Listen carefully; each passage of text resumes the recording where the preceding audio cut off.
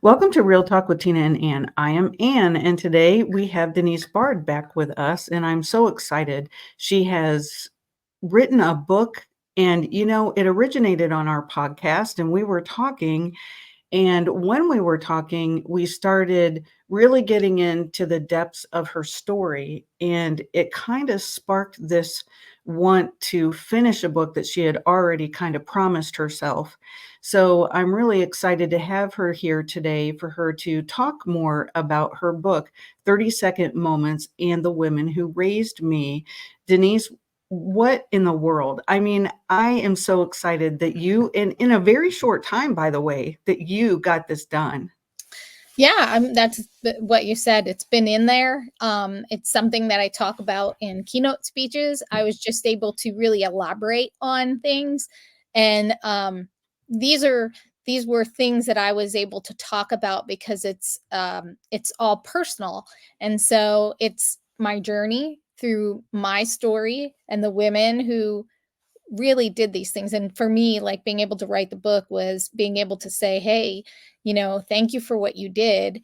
And you don't know, but this is what was happening and this is how you helped me, type thing. So it kind of came easy to be able to say it.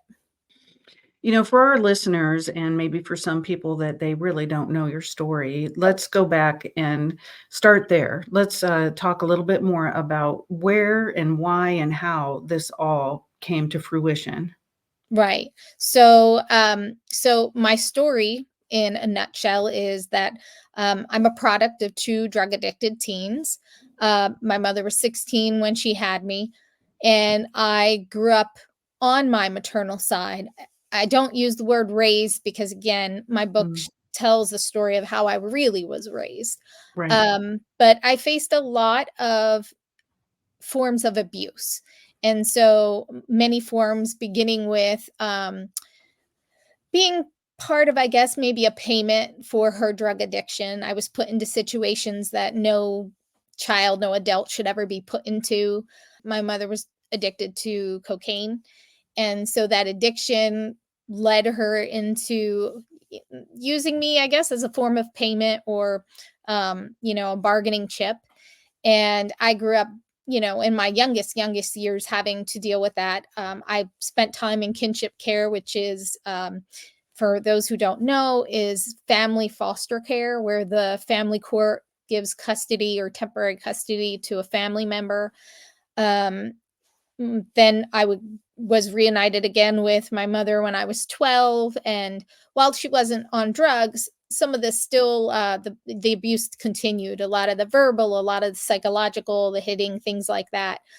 Um, so I would face these traumas at home every single day, and at about 14, I decided I didn't want to do it anymore, and I did try to commit suicide. But I stopped, which obviously that's the best thing. And so, long story, I went into a shelter for runaway, abused, and homeless youth, which I now sit on the board for. And my life kind of completely changed then, because I went from being something, which was that something bargaining chip, something of taking your rage out of, and something that caused all these things to go wrong, including the things that happened to me. I lived with my childhood and life like that. And then when I went into Anchor House, things changed. So I finally went from being just something to becoming someone. Um, I learned a lot. I got that freedom. It was the first time I felt safe. And the first time, I felt like somebody looked at me as being human and not some bargaining chip. So there, I learned to shift my focus. I became very close with my caseworker there and learned to shift my focus from, obviously, I was facing all these abuses and continued as I went back to my mother. But she said one thing, which was, there are so many people around you who care about you. And so I was on tunnel vision, which it was okay that I was on tunnel vision. Seeing these abuses and just focusing on that I never really did notice all these people, which were my teachers. So they saw me, and saw that there was something inside of me that I didn't see in myself. And I always say they believed in me until I believed in myself. So they were the things that got me through every single day. And a lot of things that these teachers did, they had no idea because again, like my book title is 30-second moments, is those small little moments in time. They said something to me that hit me in a way that nothing else has ever hit me. It was like deep down inside. And it was just such a simple thing that they said that they had no idea made the greatest impact on me. And those little moments would get me through every single day.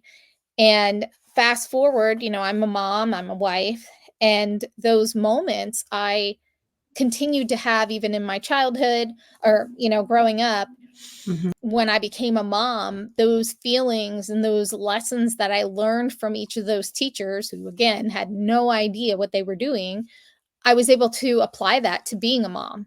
And so I'm Mm. navigating a world that I never thought was even possible. And it was all because of these women.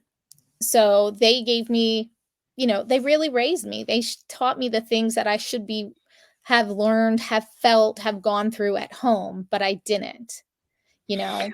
What's really beautiful about your story is that you grabbed on to these little nuggets, that they provided you, and these 30-second time moments of, very brief periods of time that changed your entire insides and how you felt about yourself, which motivated you to where you are today.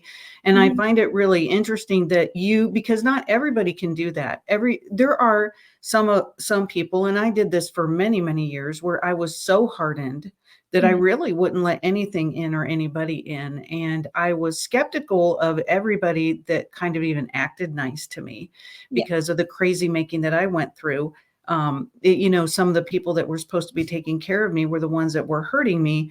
And Yeah. so when somebody showed that kind of care for me, the walls went up. And so I find it really interesting that you were able that young to hold on to those really special times. Yeah.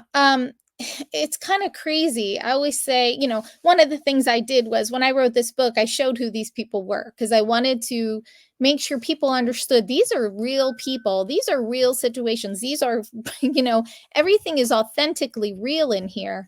And yeah, again, I want to go back to my case manager at the shelter. Mhm. Had she not taught me to go and look around, I never would have been able to see those moments or to find those things that were happening to me. And it's kind of crazy because and I explained this in the book, I was about 16, all these things happened again, and I was back and feeling defeated, and I made my plans to, again, take my own life. And my coach at the time, I went to my last basketball practice, and gosh, I mean, you're looking at me on the screen, but I'm 4'11", maybe 5 foot. So I'm not a basketball player, but I played for her. And she came up to me that day and just threw me into this headlock saying she was taking me under her wings. And it was like all of a sudden everything went quiet, but I can hear my case manager saying, there are people who care about you. And so it kind of again clicked that in where, yes, I'm doing the right thing. I got to keep remembering and reminding myself that these people are there, and I just needed to really latch on to that. And I don't know what um really made me, but I also realized too, and this is another thing, that these moments of opportunity come to us every single day. Every Mhm. day there's a moment for us to grab onto something. If we just kind of shift our focus to, take everything in, and one of those things is going to resonate with you deep inside. Well, one of the things that you also do is speak, Yeah. and you go around and you have talked to educators about how they can make a difference in just 30 seconds. Yeah. Um, you know, one of the reasons why I did the book, and I think about this every day, is that there is a kid out there who is I'll say there's a 14-year-old kid sitting in a classroom right now who is dealing with trauma that no one knows about, and they're Mhm. trapped inside with these secrets. And the one thing that keeps them going every day is that they get up and show up to a class because that teacher or educator in anywhere of the school makes them feel like they are seen, makes them feel like they are worthy, just helps them to feel again like they are human. And so my Mm. goal is to absolutely inspire, encourage, let a teacher know how valuable that they are in this world, especially to kids who are facing trauma. So I wrote the book to say this 14-year-old, I see you. I see you and I'm going to fight for you because I want you to have the same experience I have by having these educators just notice you and just in a little bit of a way. And especially educators with teacher turnover right now, it's ridiculous. Yeah. Yeah. And we don't want to lose these teachers because someone is counting Mm. on them every day outside of the subject. Do you know what I mean? Um, Right. they are changing lives. And I hope that someday someone like me will come along and tell them, you know what, I want you to know the impact you made in my life. And that's, one of the goals I want to do. You know, everybody, you've got 30 kids in a class. Yeah. They all look the same to you. Maybe, you've got all these things you have to get all these academics in play, and really that's the most important thing is the grade and teaching to the test and all these other things that educators talk about. But it's also having that radar in your classroom, of being able to pick up on that one child or two or however many. I mean, the way our world is today, there is so much that goes on with a child before they even get to school. Even to expect kids nowadays to go home and do homework and do all of these things, that with all these things that are going on in the world when they get home, we don't know what they're going through by the time they get home. Right.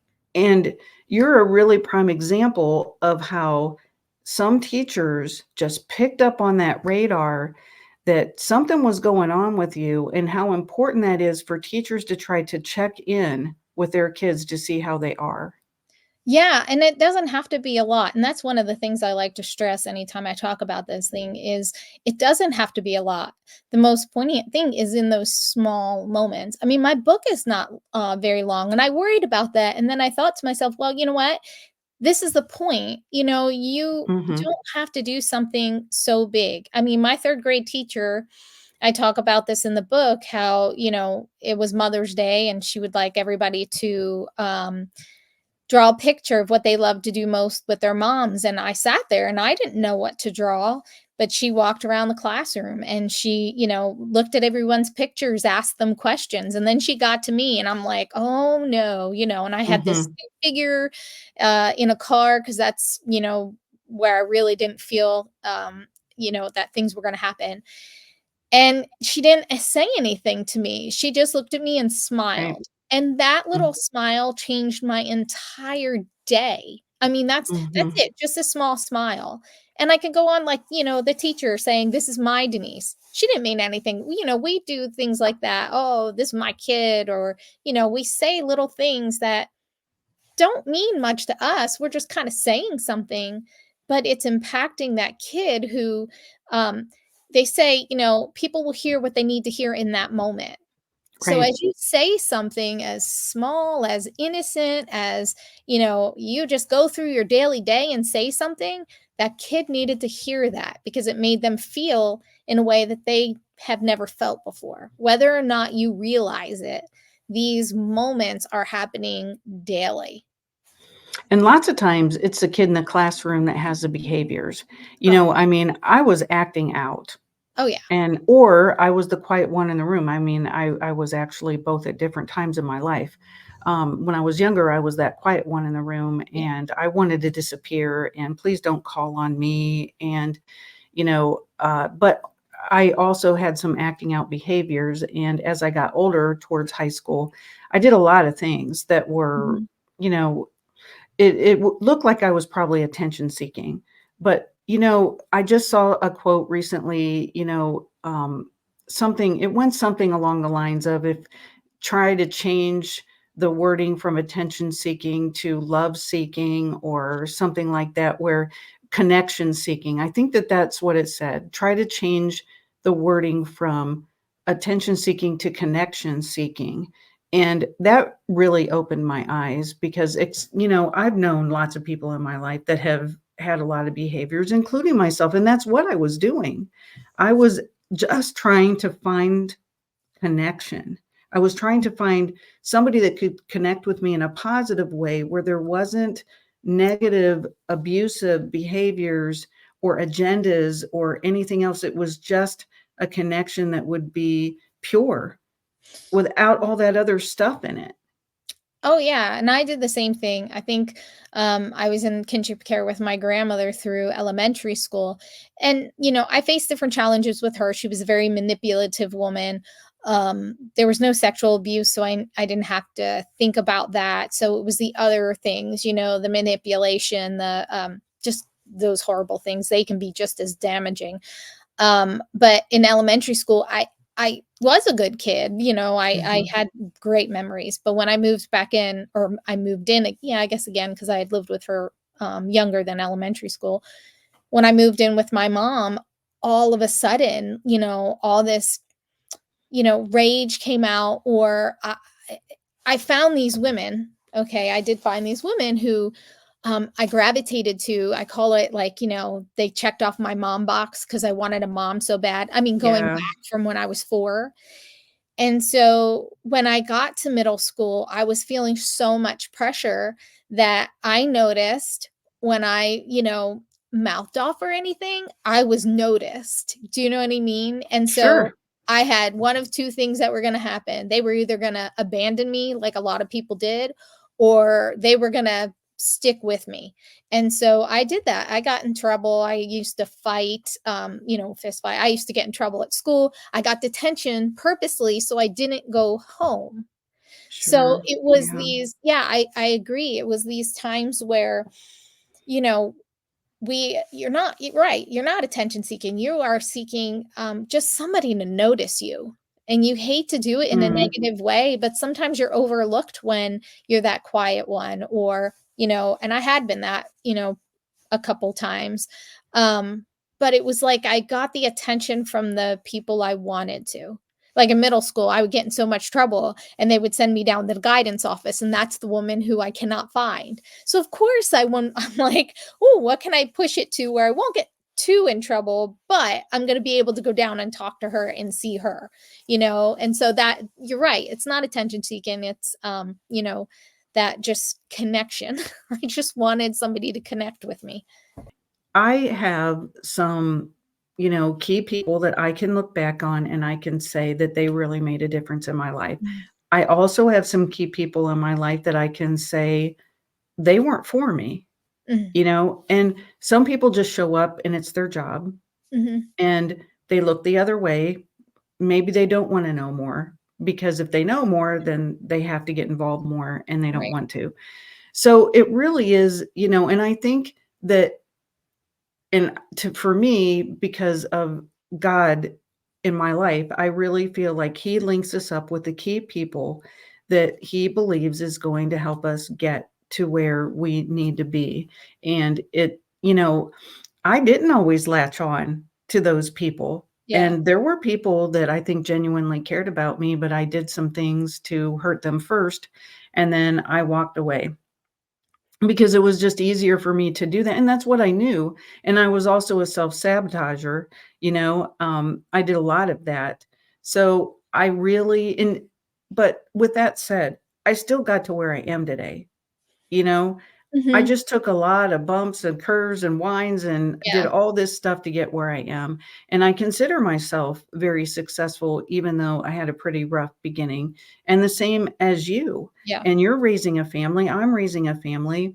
I don't know about you, but I think some of those teachers back then would have looked at me and said, "She can't even take care of herself, so how could she ever take care of a family?" And I think I've done absolutely amazing, and they said I wouldn't graduate high school, and I got a master's degree, and look at you and Mhm. me, we've written books, and we have a platform, and I think that that's amazing. We've also been tried to be silenced many times in our lives where we Yeah. were, and I know especially uh, when we were kids, we were told, this is happening to you, but you can't tell. Yeah. So it's really, I'm very grateful. And look at you writing that book, being Yeah. able to get that story out there Yeah. and tell people that they can make a difference. And if there's kids out there that are also going through what you went through or what I went through, that look for that person. Yeah. If you are getting some sense of something inside of you is telling you to trust somebody and you're going through something, it could be this tug of trying to get you to connect with somebody to help you out of your situation. I do wonder and often think, if they saw me again, what would they think? Because in my mind back then, my mother convinced me that everything was normal. The things that had happened to me growing up, were normal. And so you saying anything's going to make you look horrible and you're going to be in trouble or you'll be taken away and given to people who will hurt you. It Sure. was just like that's the constant. So, you believed that, and you believed that maybe these people thought of you that way. And, like, as an Yeah. adult, like, I think about that. I'm like, what did they think about me? And, when I was going through these, trials and tribulations and getting in trouble and things like that, Yeah. I'm not that person. I really wasn't that person then. I just needed somebody. And so Hmm. yeah, I became successful. We've broken these cycles. We have started Yeah. something new. And I was thinking about Yeah. that today. I'm like, like I genuinely broke a cycle. I'm not in contact with my family. And I have like one cousin or a couple cousins, but I'm not involved. And I've began this new family tree. I've began this new family That's tradition great. to other things. I And you love that. want yeah, and you want those teachers, like, I want them to see me and, like, feel proud or, be proud of me. I have one of my teachers in there, and she's kind of reason why I also wrote the book, Miss Cedia, who always makes sure she says to me, "I'm so proud of you." Almost every time I talk to her, she always says, "I'm so proud of you." And so that does something to you because it makes that, she saw me. She continues to see me. She didn't know what was going on, but she saw where I was and maybe going through difficulty and then sees me now and she knows my story, now and she sees the success. And I think, in writing the book, again, it was so many different things. And yes, being on the Real Talk with Tina and Ann was the push that I needed to be able to say, "Oh my gosh, I need to share this. This is so Hmm. important." Whether people can get it from, the podcast, radio, anything, or they can get it from a book. If I can, reach people, I just want that teacher to know that there's that student because I know if I didn't have Mm. these people, I wouldn't be where I am. And so Yeah. again, writing the book and these people being in there, I want them to see I'm not a mess. Because in my mind Yes. That's so important. yeah, and Yes.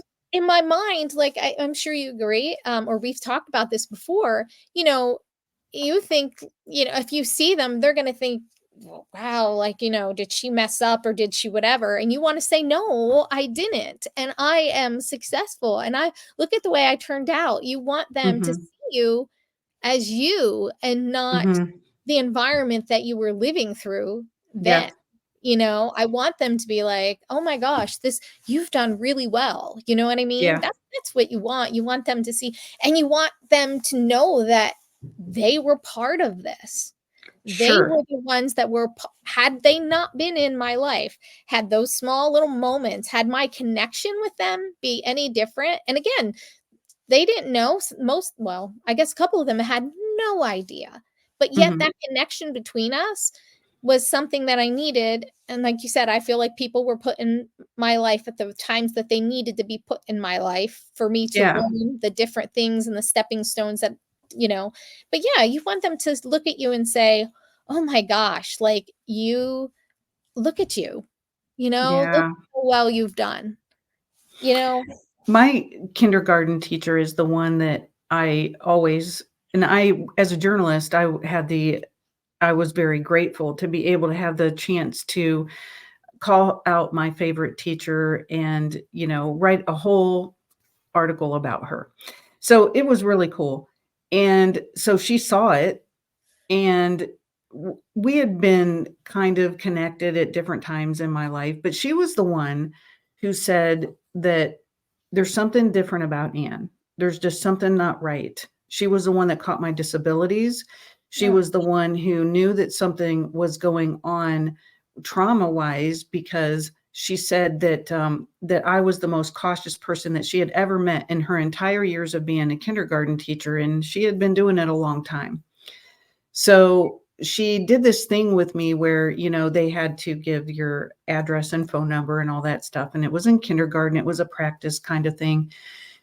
And I would not give her any information about me. And I was super quiet with her. And she just knew in her heart that something wasn't right. And she went with it.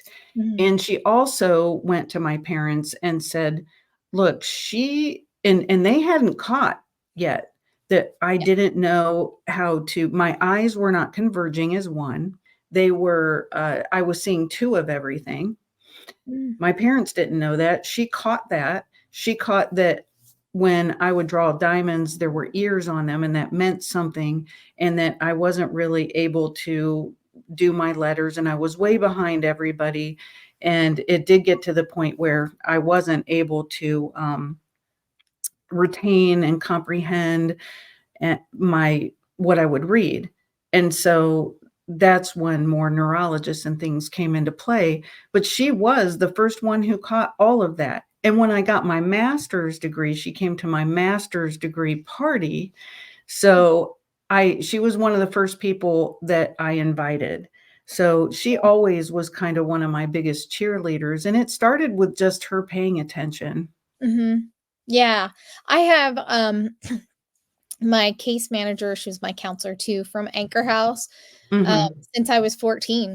Well, Denise, I just want to really acknowledge the fact that you were able to hold on to those 30-second moments and get you where you are and get you to the point where you actually wrote this book, 30-Second Moments and the Women Who Raised Me. And I just encourage everybody to go out and get it. Amazon.com, there's the Kindle, and you can get the hard copy of it. So, I mean, for her to just say, you know what? I'm going to do this. I'm going to get this story out there and let people know. And hopefully, because why we do this, why I do this podcast and why you wrote that book was because we want to help other people. We want to help maybe people that might come into contact with somebody who needs help, Right. or we can maybe help somebody that is out there and we don't want them to feel alone.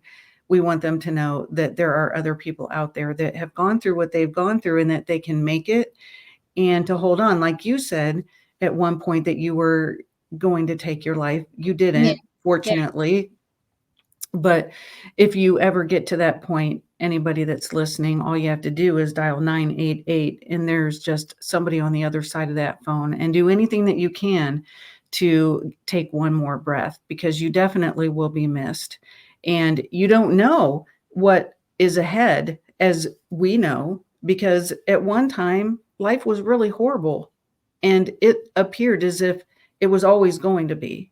But we did find the light at the end of the tunnel, and we did end up getting to the point where we are today, where we're making a difference in other people's lives.